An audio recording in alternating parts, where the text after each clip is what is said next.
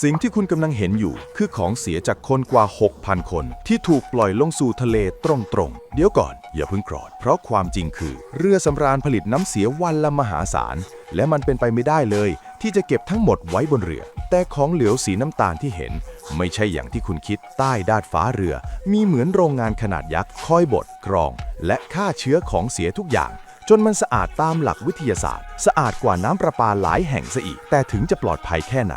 ก็ยังมีกฎเหล็กข้อหนึ่งเรือจะเปิดวาล์วได้ก็ต่อเมื่ออยู่ห่างจากฝั่งอย่างน้อย 12 ไมล์ทะเลจากนั้นน้ำที่ผ่านการบำบัดแล้วจะถูกปล่อยลงสู่ทะเลลึกและค่อยๆหายไปในมหาสมุทร